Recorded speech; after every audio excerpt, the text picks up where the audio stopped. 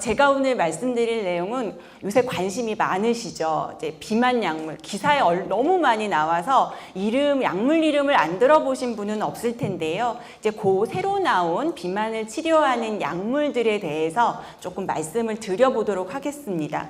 제가 오늘 말씀드릴 내용은 요겁니다. 우리 여기 지금 오신 분들께서는 전부 20, 30대는 아니고 40대부터 보이기는 하는데 이제 요구도가 좀 다르죠. 별로 비만하지 않고 건강한 문제로 비만의 의미가 없는데도 조금 더 날씬하게 체형의 문제로 본인이 스스로 비만하다고 생각하는 사람도 있는데 사실 비만이 왜 치료해야 될지 체형의 문제가 아니거든요. 그래서 왜 치료해야 되는지랑 비만 치료의 그래서 패러다임이 요새 어떻게 변화하고 있는지를 짧게 보고요. 그 다음에 지금 굉장히 궁금해하시는 최신 약물들에 대해서 조금 말씀을 드려보고자 합니다. 아까도 지금 제가 말씀드렸지만 단순한 미용 문제가 아닙니다. 보기에 좋으라고가 아니고 만성 질환으로 비만을 인정을 해야 되는데요. 우리 앞에 아까 당뇨병 얘기 들으셨는데 우리 교수님께서도 당뇨병을 치료하는 게 혈당이 조금 높다고 불편하지 않은데 합병증, 뇌졸중, 우리 왜 푹 맞는 거, 심근경색 이런 걸로 사망할까봐 합병증이 생길까봐 혈당을 잘해야 한다고 말씀을 해주셨어요. 그렇다면 비만도 만약에 이렇게 부피가 커서 불편할 수는 있지만 사실 그것 때문이 아니고 만성질환으로 고혈압, 당뇨병, 지방간, 수면무호흡증 이런 것들을 유발하면서 같이 동반이 되면서 결국에는 당뇨병의 합병증인 심근경색 이런 걸로 인한 사망률을 높이기 때문에 우리가 비만을 치료해야 된다고 얘기를 하고 있습니다. 요거 참 재미있는 건데요. 제가 자세히 좀 설명을 드릴 건데 비만 단계별 사망 위험입니다. 우리가 비만은 그냥 보기 싫어. 혹은 몸이 좀 무거워. 혹은 내가 게으른 사람이라고 오해를 받을 수 있어. 혹은 옷을 입으니까 태가 안 나. 다 그 얘기 하시거든요. 내가 젊을 땐 안 이랬는데 요새 입으면 옷이 태가 안 나. 이 얘기 하시는데 사실 그것 때문에 비만을 조절하는 건 아니고요. 또 하나는 대부분 나이가 들어가면서 고혈압, 당뇨병, 고지혈증의 발생이 높아지니까 연세 드신 분들이 그 얘기를 들으면 바로 그럼 내가 살을 빼야 되겠네요. 그 얘기를 하세요. 왜냐하면 나이가 들면 대부분 젊었을 때보다 살이 조금 찌시거든요. 그러면 그런 병이 생긴 이유가 내가 살이 쪄서 그렇다고 생각하세요. 그런데 제가 여기 선을 쭉 그었습니다. 이게 어떤 이유로든지 사망하는 거고요. 이건 암으로 인한 사망이고 이건 우리 순환기 계통, 푹 맞거나 심근경색 오는 거, 심장마비 이런 거 오는 거 얘기하는 사망을 얘기하는 거예요. 여기 선을 쭉 그었는데 보시면 어떠한 사망이든지 70세가 넘어가는 것은 여기 뒤로 갈수록 비만한 거거든요. 비만도가 높은 건데 더 뚱뚱해져도 결코 사망 위험이 높아지지 않는 것으로 통계적으로 보여주고 있습니다. 이 얘기는 뭐냐면 우리 연세 드신 분들은 요새 70대, 특히 70대 이상은 살이 빠지면 지방이 빠지는 게 아니라 근육이 빠지게 될 가능성이 훨씬 높기 때문에 우리가 살을 뺀다고 해서 내가 지방만 쏙쏙 빼는 우리 신비의 명약처럼 생각하시는 위고비, 삭센다, 마운자로도 지방을 빼주는 약이 아니에요. 그렇기 때문에 오히려 70세 이상에서는 내가 살을 빼야지라고 스스로 내가 고혈압, 당뇨병, 고지혈증을 조절하기 위해서 살을 빼야지라고 생각하시는 순간 오히려 더 이런 사망 위험력이 높아질 수 있어요. 그래서 뚱뚱하시다고 이분들은 결코 내가 그냥 살을 빼야지라고 생각하시면 안 된다는 얘기인 거예요. 체중은 유지를 하되 그렇다 그러면 근육은 가급적 보존하고 지방을 빼야 되는데 이게 혼자 하실 수 없어서 혼자 하신 경우는 다 살이 빠지면 근육이 빠지는구나 생각하시면 되고 그런데 이 70세 이전에 비교적 젊은 분들의 비만은 70세 이상의 노인분들과는 좀 달라요.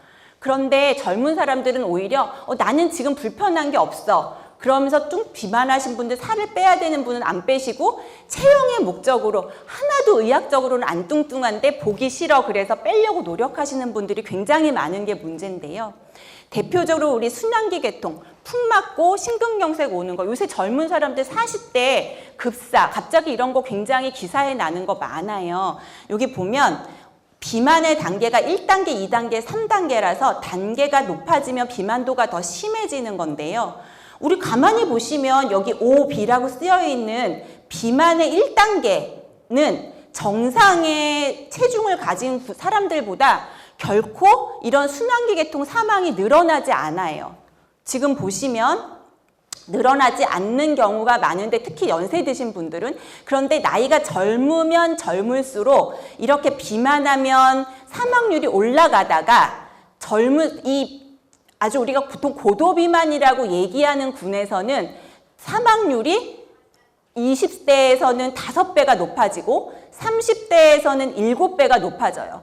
20, 30대의 비만이 고도 비만일수록 우리가 푹 맞고 심근경색 오는 거는 연세 드신 분들이 많이 온다고 알려져 있는데 20, 30대에서 저런 푹 맞고 심근경색 오는 게 고도 비만일 때 굉장히 높아진다는 거예요. 정상 체중보다.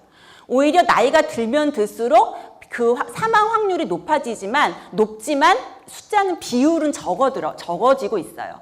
그래서 우리가 지금 여기 오신 분들이 우리 자식들 혹은 손주들 비만하면 더 관리를 잘 하라고 얘기를 해야 하고, 그리고 연세 드신 분들은 살을 빼는 게 아니라 건강한 생활 습관, 앞에서 우리 교수님이 말씀하셨던 식사를 제대로 하시고 운동을 열심히 하시는 습관을 들이는 걸로 목표를 정하셔야지 내가 체중을 몇 킬로 뺄 거야 라고 목표를 정하시면 안 된다라는 얘기를 이 표에서 볼 수 있는 겁니다. 그래서 요새 많이 바뀌었어요. 뭐 방송을 보면 노인분들은 살 빼면 안 되십니다. 옛날에 다 살 빼라 그랬거든요. 살 빼지 말라는 얘기도 많이 나오고, 혹시는 연세 드셨는데 살 빼라는 얘기를 하는 거는 굉장히 잘못된 것이라고 얘기를 하시면 되고요. 살을 빼는 게 아니고 뭘 해야 된다?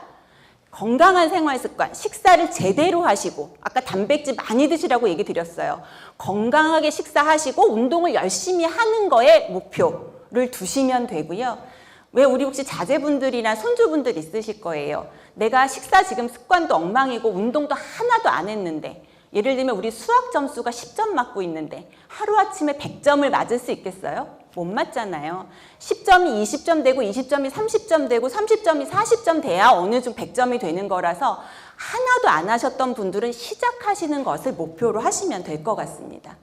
그래서 아까는 그렇게 정말 왜 비만이 중요한지, 사망률과 관련이 되기 때문에 비만이 중요한 거고, 고도 비만이 비교적 젊은 층에서 더 사망과 관련이 많이 된다라는 얘기를 드렸는데, 그러면 이제 비만의 유병률은 어떻게 보면 비만 인구가 늘어나고 있다는 얘기예요. 옛날부터 지금까지 보면 뭐 인스턴트 많이 먹고 코로나로 막 움직이지 어디 밖에 나가지도 못하고 혼자 있으라 그러고 그러니까 점점 더 비만 인구가 많아졌다는 내용이고요. 그런데 중요한 거는 비만 인구 중에서 우리가 대충 보시면 아실 거예요. 여기는 저체중이고 이렇게 숫자가 높아질수록 고도비만, 우리가 고도비만이라고 얘기하는데 이 고도비만자들이 훨씬 더 많아졌는데, 특히 남자들에서 요새 20, 30대, 30, 40대 남자들에서 고도비만이 엄청 많아요.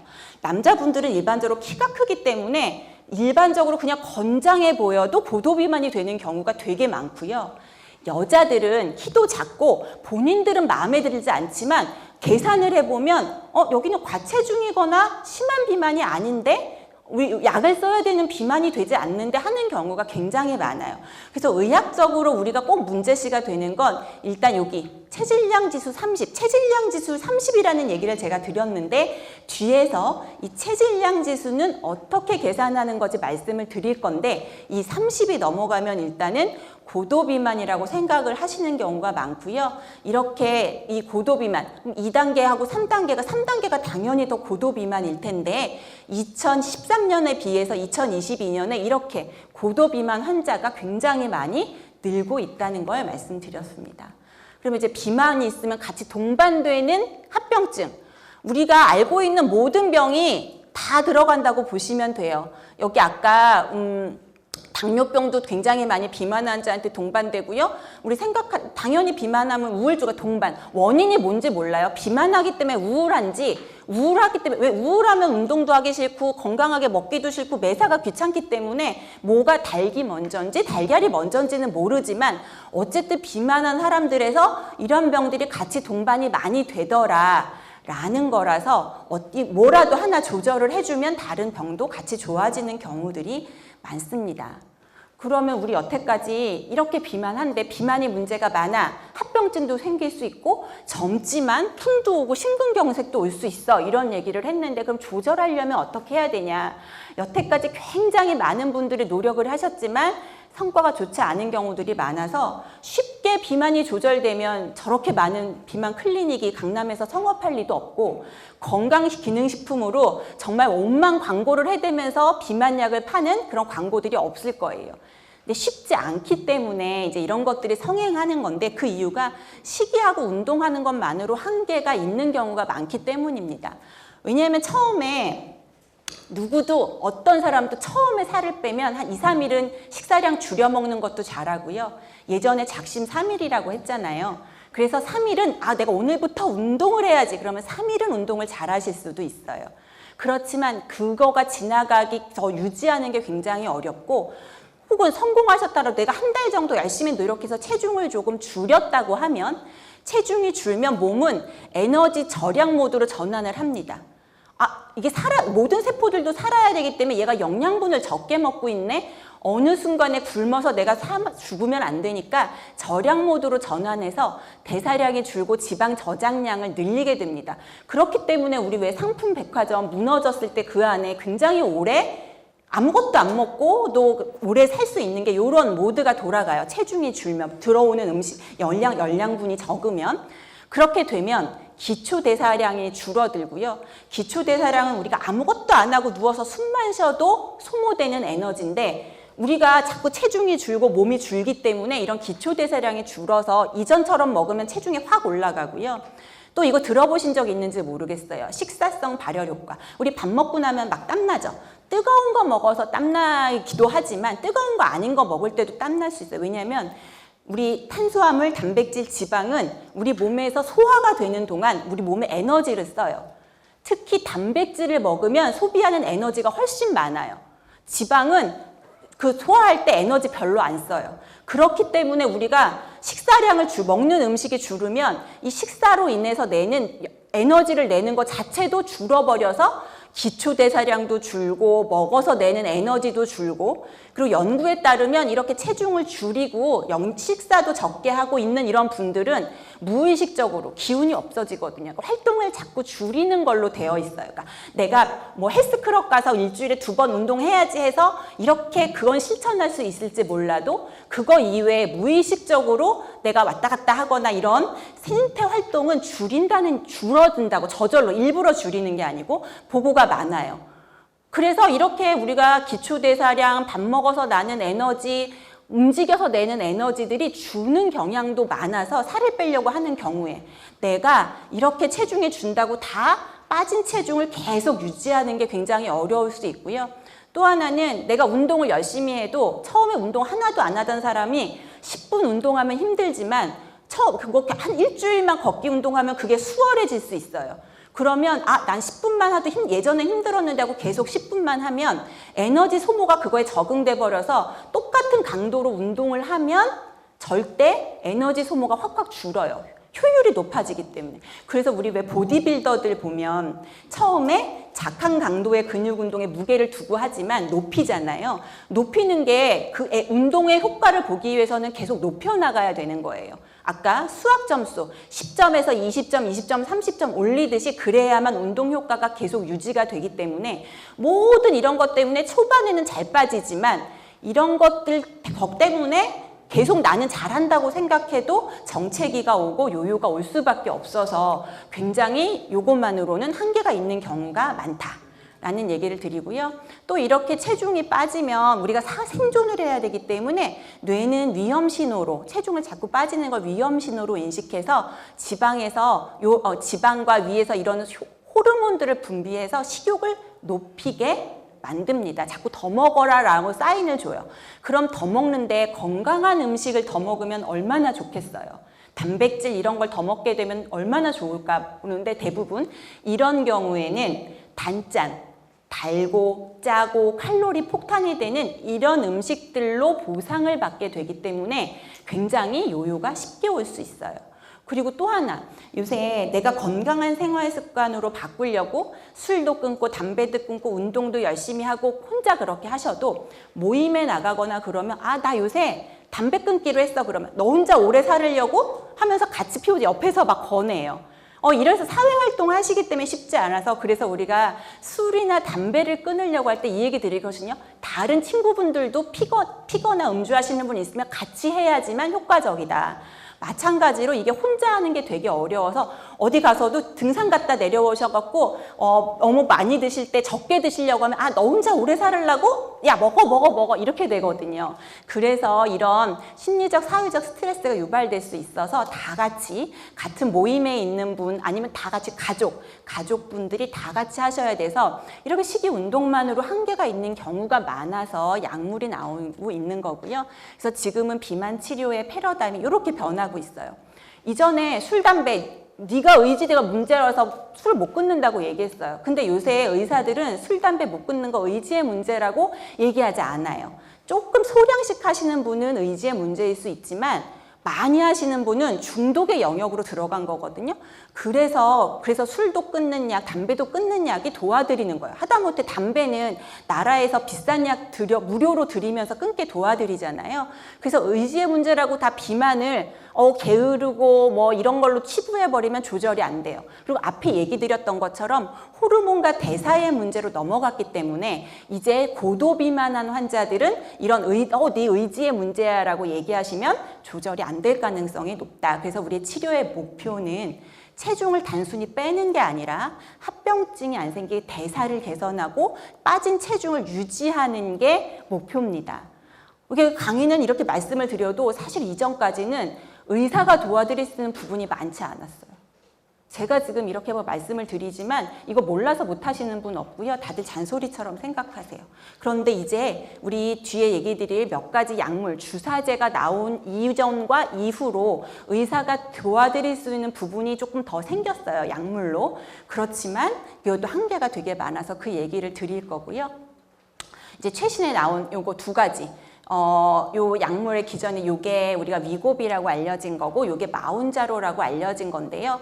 요렇게 생긴 분자 구조를 가진 약물들인데 이게 어디서 새로이 나온 AI가 뭐 새로 알려준 분자 구조거나 뭐 새로 딱 어디서 누군가가 개발해낸 게 아니고요. 원래는 요 호르몬이 식사하고 나면 우리 사람의 몸에서 소장에서 분비돼서 인슐린 분비를 촉진하는 호르몬들 중에 하나입니다. 요 GLP-1이라는 것과 GIP라는 게.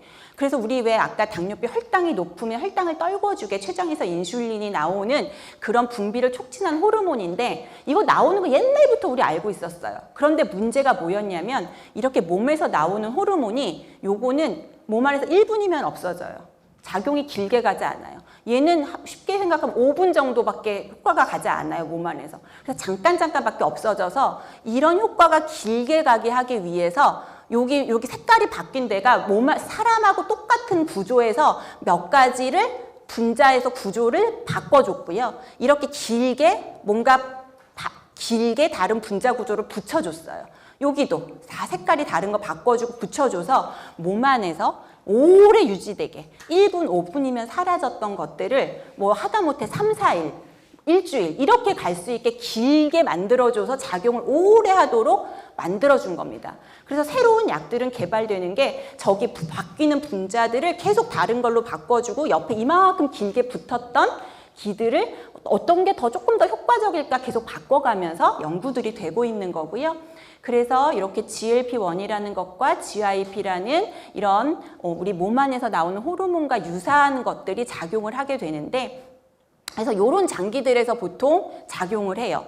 우리가 뇌에서 작용을 하면 식욕을 떨구고 포만감이 늘도록 하게 하는 거고요. 췌장의 베타세포에서 인슐린 분비를 촉진해서 혈당을 낮추기 때문에 아주 당뇨 환자들한테 조절이 잘 됩니다. 비용이 비싸서 그렇지. 그 다음에 이제 중요한 거, 이 GLP-1과 GIP가 조금 다른 게 위장관에서 우리 저 약을 혹시 동영상 유튜브를 봐도 그렇고 막 소화 안 되고 변비 생기고 트름 꺽꺽 나고 막 속이 불편하다는 게 이제 위장관에서 식사가 잘 밑으로 배출되지 못해서 배가 오래 부른 느낌이 나도록 하는 게 이 GLP-1 호르몬의 역할이고요.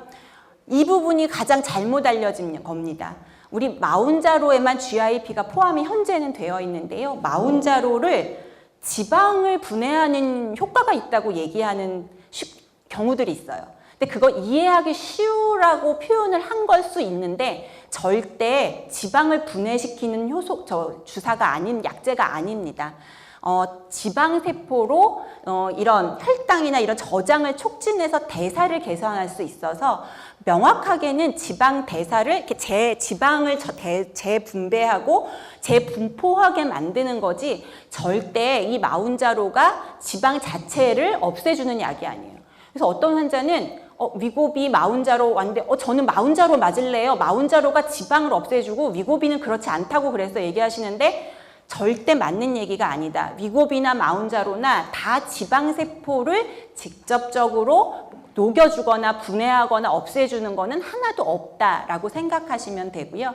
그래서 어떤 거든지 절대 전체적으로는 체중을 빼는데 혈당을 조절, 왜냐하면 이렇게 먹는 거 포만감 주고 그러니까 인슐린 민감도도 높아져서 결국에는 체중 감소의 효과를 보여주는 거지, 결국에 못 먹게 해서 이게 포만감이니까 먹는 걸 줄여주는 거, 그 다음에 혈당을 조절해주기 때문에 당뇨병으로 인한 합병증을 줄여주거나 이런 건 할 수 있지만 우리 몸 안에서 지방세포를 줄여주는 게 아니기 때문에 이렇게 이 약을 쓰고 살이 빠지면 근육이 빠지는 분들이 굉장히 많습니다.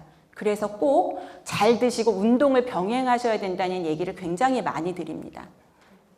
우리 요새는 잘 안 써요. 삭센다. 매일매일 주사 맞았는데요. 이전엔 제일 처음에 나왔던 게 이거여서 그런데 요새는 일주일에 한 번 맞는 거 나와서는 이거 쓰시는 분 없으십니다. 그래서 요새는 없는 약은 넘어가고요. 이제 위고비 일주일에 한 번 맞는데 이렇게 그 용량이 5단계로 되어 있습니다. 그래서 시작해서 한 달 일주일에 한 번씩 맞으니까 4번인데요.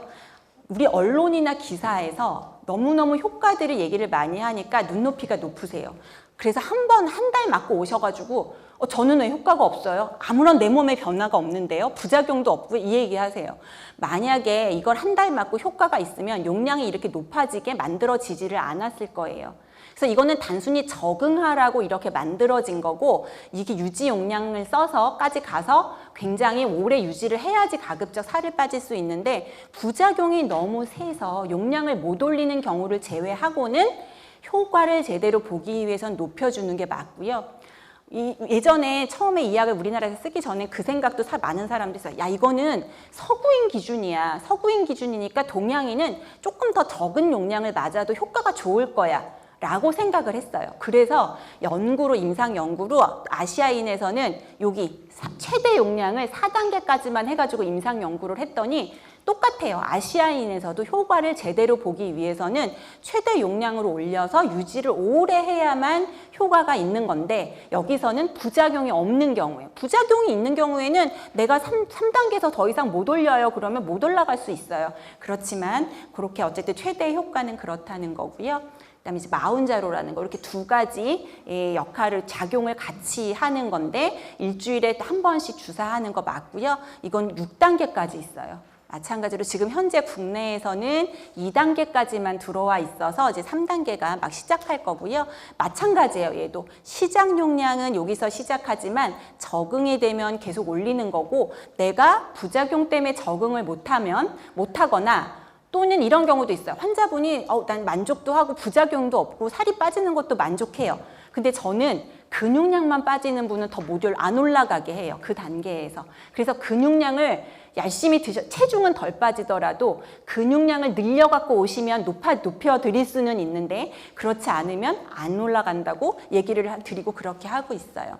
그래서 지금 요 삭센다는 지금 국내에서 잘 안 맞기 때문에 빼고 위고비와 마운자로 두 가지를 보면 이거 연구 결과를 좀 말씀드릴 건데요. 연구 기간 봐주시면 저는 굉장히 중요하다고 생각해요.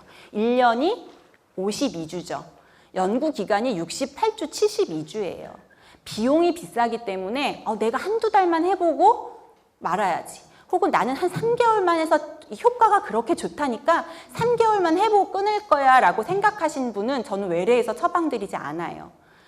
여기 보면 요요, 약물 중단 후 재중가 하는 거는 이렇게 다 써도 있을 수밖에 없기 때문에 이렇게 1년 이상 52주가 1년이면 1년이 다 넘어가게 쓴 거잖아요. 여기서 얘기한 이런 효과들은 이렇게 체중이 빠지는 효과들은 1년 이상 쓴 거기 때문에 내가 몇 개월만 쓰고 그 얘기를 할 거면 비용 대비 효과적이지 않다는 거야. 비용이 비싸기 때문에 다 비급여로. 그래서 내가 기왕 사용을 하겠다고 생각하면 길게 식생활, 식습관과 운동이 습관이 될 때까지 쓰시던지 아니면 내가 몇 개월만 쓰고 말 거라고 생각하시면 아예 약이 접근하기보다 생활습관 변경을 열심히 잘 하시는 걸로 먼저 시도를 해보시는 게 필요할 거라고 생각이 되고요. 물론 여러 번 그런 걸 겪었는데 이제 내가 실패해서 반복된 여유를 여러 번 겪어서 약물을 바로 쓰셔야 되는 분도 있고요. 대상은 똑같아요. 당뇨가 이 연구들에서는 당뇨가 아닌데 체질량 지수 30이 넘거나 27이 넘는데 동반질환, 고혈압, 당뇨병, 고지혈증 이런 게 있는 경우고요. 살이 잘 빠지는 분들은 당뇨병이 없는 분들이 살이 더 잘 빠지는 걸로 되기는 되어 있어요. 우리 기사에 나온 게 맨날 체중 감소율이 15%, 20% 얘기해요. 위고비 마운자로. 근데 이게 평균 체중 감소율이고요. 체중이 킬로그램이 아니에요. 15kg, 20kg 생각하시는 분도 있어요. 그래서 14%, 15%, 20%라는 거, 퍼센트라는 거 이해해 주시고 더 중요한 거 이거예요. 우리가 약물을 써서 체중을 뺄 때 5% 이상 빠지지 않으면 실패라고 얘기하거든요. 우리 왜 60kg 성인이, 여자 성인이 60kg인데 살 빼고 싶어 하시는 분 엄청 많아요. 우리 여자들은 다, 특히 젊은 여자들은 다 50kg, 뭐 48 이게 적정 체중으로 알고 계시잖아요. 근데 60kg를 만약에 체중을 뺀다 그러면 5%면 3kg예요.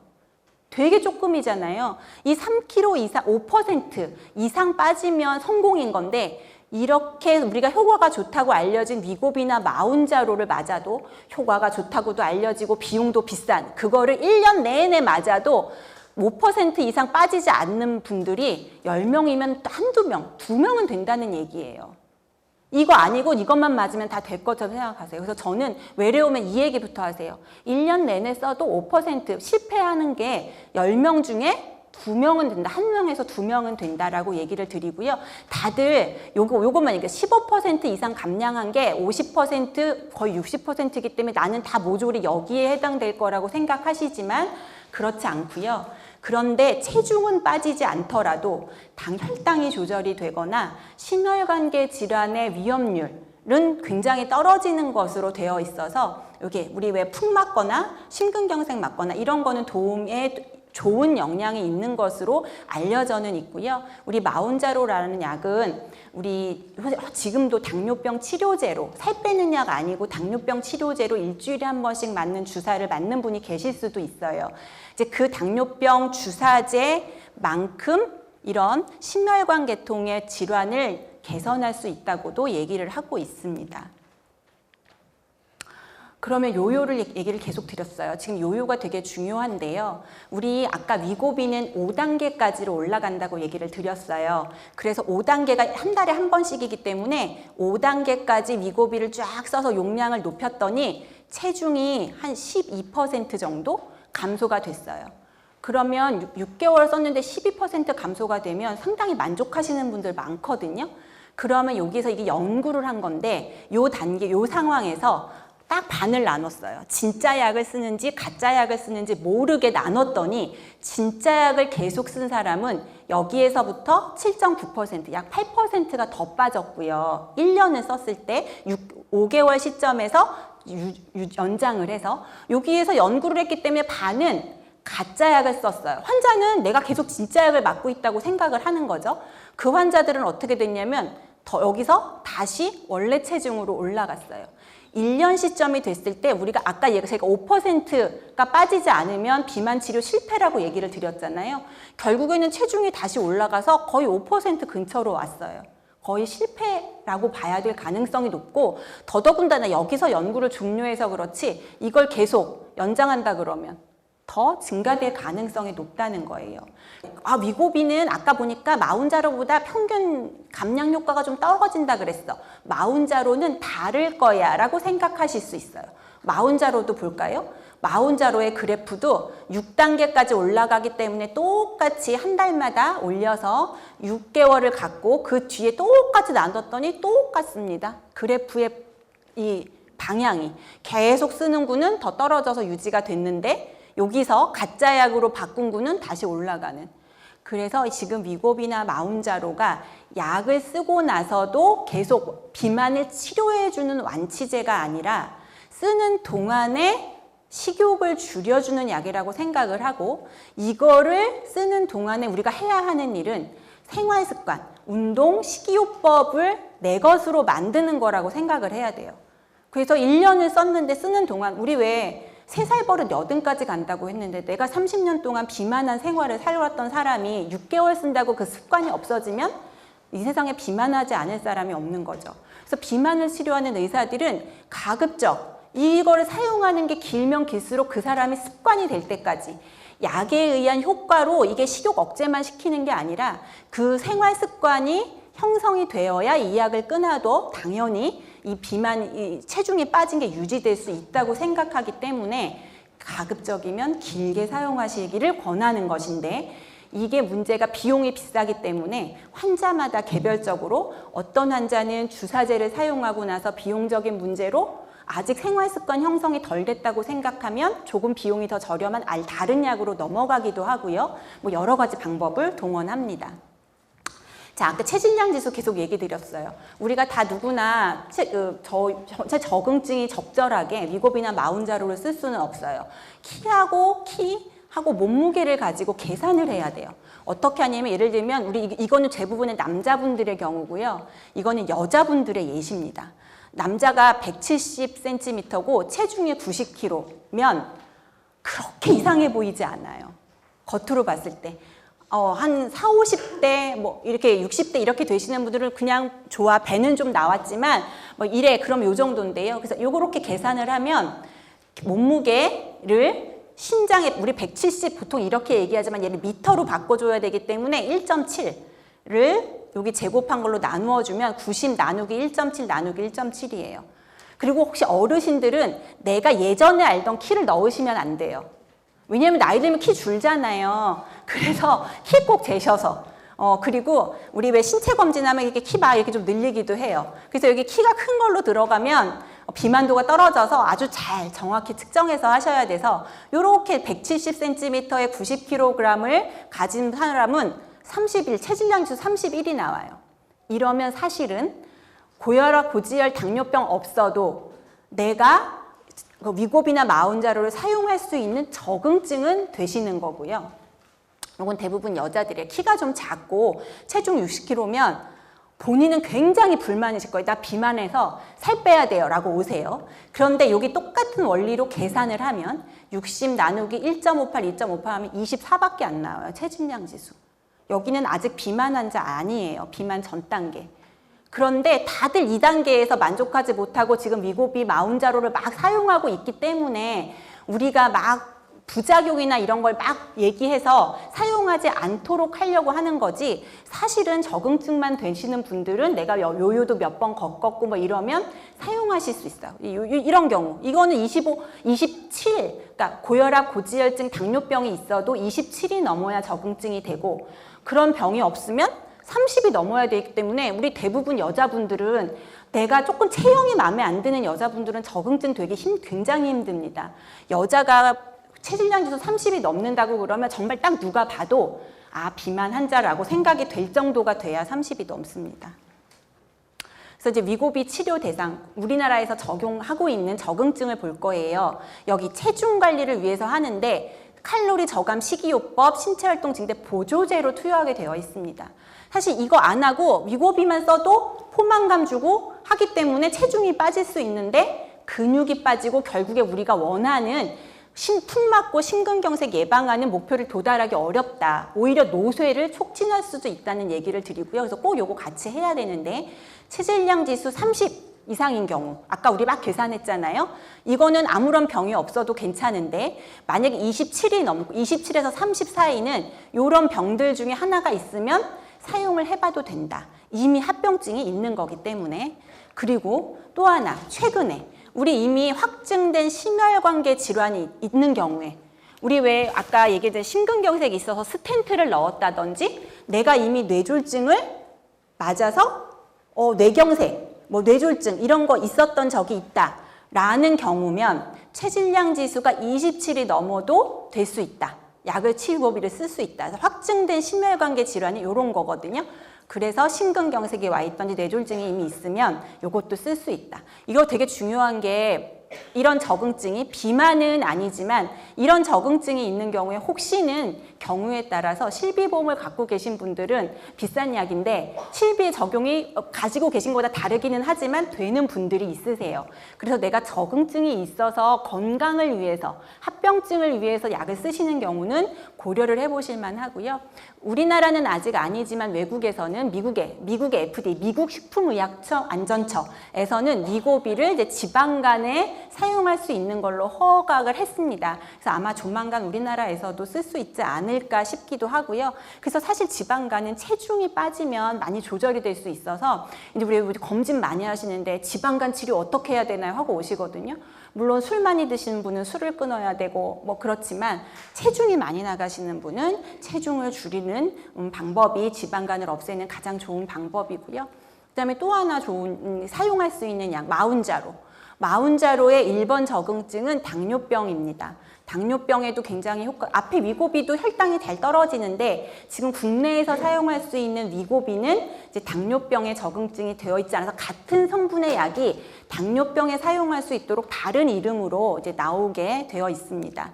그래서 이제 당뇨병에도 쓸 수 있고요. 그다음에 이거 똑같이 앞에랑 똑같죠. 체중 관리를 하는데 꼭 같이 해야 된다. 요거 같이 해야 돼서 여기 적응증도 밑에 쓰여 있는 내용도 같습니다. 그런데 다른 거 하나, 혹시 우리가 피 검사하거나 뭐 엑스레이로 검사할 수 있는 게 아니라서 많이 등한시되는 병인데 수면 무호흡, 주무시면서 숨 안 쉬는 거 있잖아요. 이런 거 그래서 갑자기 후 해서 숨 쉰다든지 이런 수면 무호흡이 있는 환자에서는 체질량 지수가 30 이상인 경우에 마운자로를 사용해서 체중 감량을 할 수 있습니다. 이 수면 무호흡이라는 질병이 굉장히 치매랑도 연관이 되고 굉장히 중요한 뭐 고혈압도 더 악화되고 굉장히 중요한 병인데 진단이 쉽지 않아서 많이 간과되는 부분이 있습니다. 그래서 이렇게 수면 무호흡이 있는데 비만하신 분들은 마운자로에 또 적응증이 된다는 것을 알아주시면 좋고요. 그러면 이제 실제하고 주의점은 뭐냐? 약물 치료의 대상이 되느냐를 꼭 확인하는 게 아까 우리 계산한 체질량 지수와 동반 질환입니다. 그냥 내가 생각했을 때 나는 뚱뚱하니까 이래서 쓰시면 안 된다는 거고요. 그다음에 약물을 선택하는 기준이 내가 어떤 질환이 있느냐, 내가 기존에 갖고 있던 과거력이 뭐냐, 뭐 이런 거에 따라서 이런 건 다 전문적으로 약을 사용하시고 했을 때 꼭 의사와 상의하셔야 되고요. 그다음에 투여 편의성, 위고비와 마운자로가 투약하는 방법이 좀 다른데 환자분마다 조금 더 편애하는 게 있습니다. 그래서 투여에 어떤 게 편리한지 일주일에 한 번씩마다 맞지만 마운자로는 한 번 맞고 버리는 거고요. 위고비는 하나를 가지고 나누어서 한 펜으로 나누어서 쓰고 마운자로는 4펜이 들어가는 거거든요. 근데 마운자로가 맞을 때 조금 더 탱하고 아픕니다. 그래서 어떤 분은 그런 거 더 싫어하시는 분도 있기는 하고요. 약물의 한계 꼭 같이 해야 된다. 이 약을 쓴다고 요요가 안 오는 게 아니다. 알아셔야 되고요. 흔한 오해 요거 2개고요. 평생 맞아야 한다의 물음표가 사실은 나는 아무것도 하기 싫어. 왜 고혈압, 당뇨병, 고지혈증 환자가 약을 쓰고 나면 일반적으로 비만 때문에 고혈압이 생겨서 살을 뺀 환자라 뭐 이렇지 않으면 대부분 평생 쓰잖아요. 혈압약을 먹고 혈압이 조절된다고 약을 끊지 않습니다.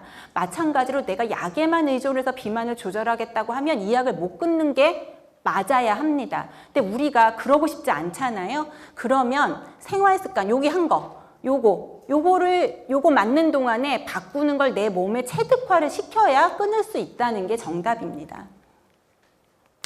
그 다음에 부작용 여러 가지가 있을 수 있는데 이 약 자체에 의한 것도 있을 수 있고 약에 대한 게 아니라 살을 빼는 모든 사람한테 올 수 있어요. 예를 들면 탈모, 담낭질환 이런 거 탈모, 우리 그냥 스스로도 살 빼려고 영양분 드는 거 줄여드리시면 탈모 오잖아요. 이거는 꼭 위고비나 마운자로를 써서만 이라고 보기는 어렵습니다. 오히려 약의 효과가 좋은 분들이 더 빨리 오는 것 같고요. 나머지 췌장염 이런 거는 많이 들으셨을 거고, 또 하나 저는 혹시는 이 약을 사용하고 싶으시거나 주변에 싶으신 분이 있으면 꼭 다니시는 아무런 병원을 다니시는 데가 없고 내가 만성질환이 없고 그냥 뚱뚱만 해. 체질량에서 30이 넘어. 그러면 비만 치료만 전문으로 하시는 데 가셔도 돼요. 그런데 그거 아니면 꼭 고혈압, 당뇨병, 고지혈증이 있는 분은 다니시는 선생님과 상의해서 이 약을 쓰셔야 됩니다. 왜냐하면 일부 당뇨병 약에는 이미 유사한 약의 계열이 들어가 있는 경우가 있어요. 그래서 혈당이 더 낮아질 수 있는데 나는 다르게 생각하세요. 내가 다니는 동네 의원에서 치료받고 있는 고혈압, 당뇨병, 고지혈증 관리가 잘 된다고 했는데 나는 살이 많이 쪘어. 그래서 이 비만 치료는 위고비랑 마운자로를 받으러는 저기 어디 종로 가면 약이 싸대. 거기 가서 이 약만 받아야지. 이렇게 하시면 큰일 나죠. 문제가 생길 수 있습니다. 그런 병들이 없는 분은 그렇게 하셔도, 원래 그게 정답은 아니지만 그나마 덜 위험한데, 기존의 고혈압, 당뇨병, 고지혈증을 약을 조절받고 계신 분은 꼭 주치의 선생님과 상의하셔서 이런 약들도 같이 처방을 받으시는 게 필요하다면 반드시 필요하고요. 그래서 여기 의료 전문가 상담이 필요합니다. 이렇게 약을 쓴 게 기간이 얼마 되지 않기 때문에 새로운 합병증들도 계속 보고가 되고 있습니다.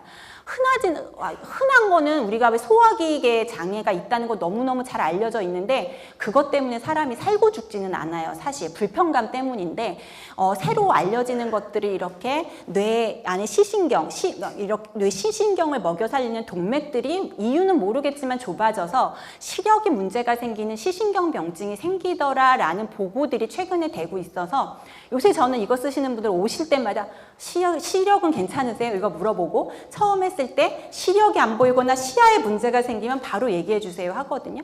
그러니까 이런 것처럼 얘기하지 못한 부작용이 있을 수 있는데 사실 알려져 있지 않았기 때문에 모르는 걸 수도 있어요. 그래서 꼭 자주 보시는 약만 처방받으러 가는 게 아니라 진료를 자주 보신 주치의 선생님과 계속 얘기를 하셔야 하는 거고요. 그래서 이게 하도 쓰지 않아도 되시는 분들이 너무 열심히 쓰시기 때문에 우리나라 식약처에서 이렇게 안전하게 사용하기 가이드라인을 이렇게 주고 있습니다. 혹시 만약에 사용하시는 분은 이거 받으셔야 돼요. 저희도 저희 병원은 이 약을 하거나 진료를 볼 때 다 드리고 있습니다.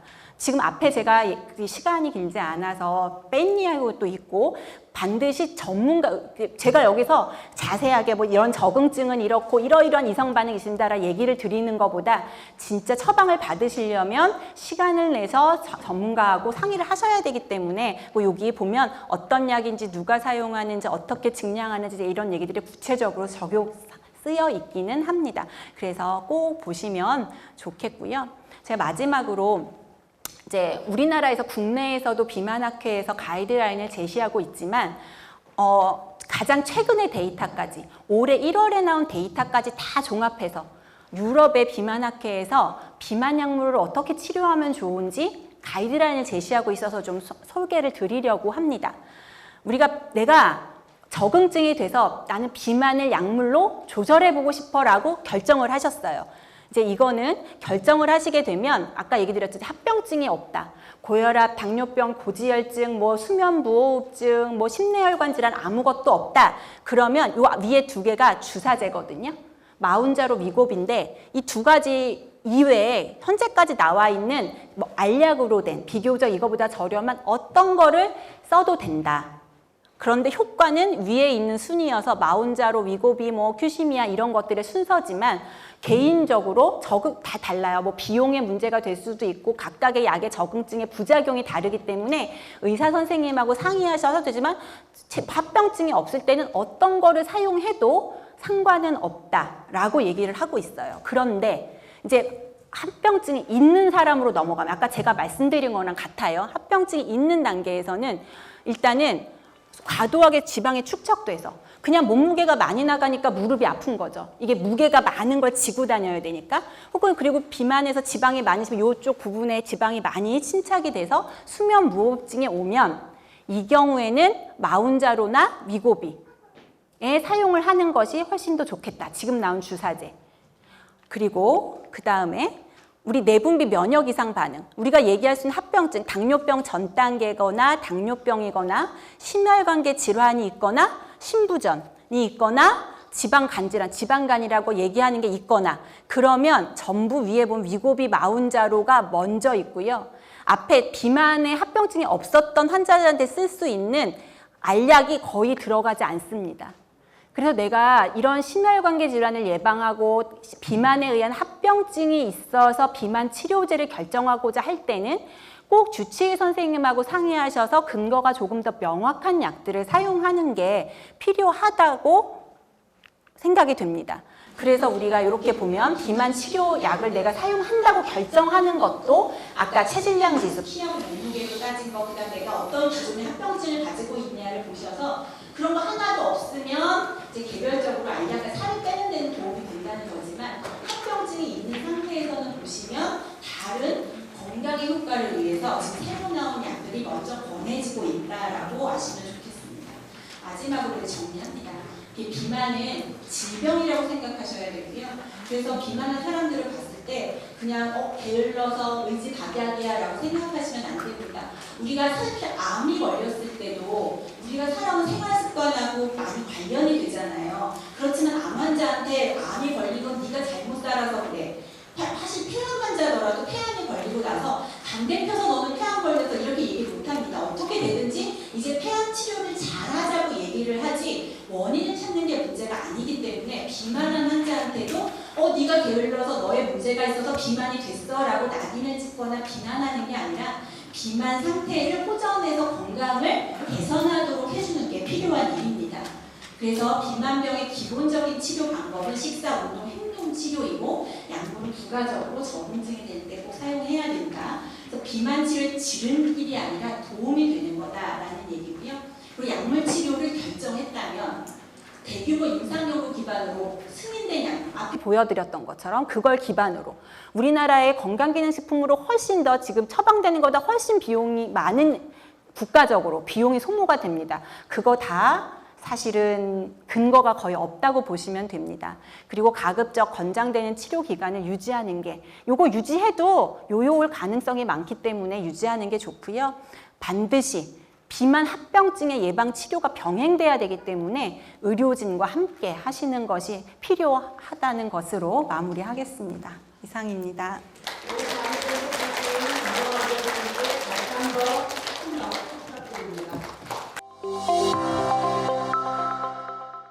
이 건강 캠페인은 서울특별시와 서울특별시 의사회가 함께합니다.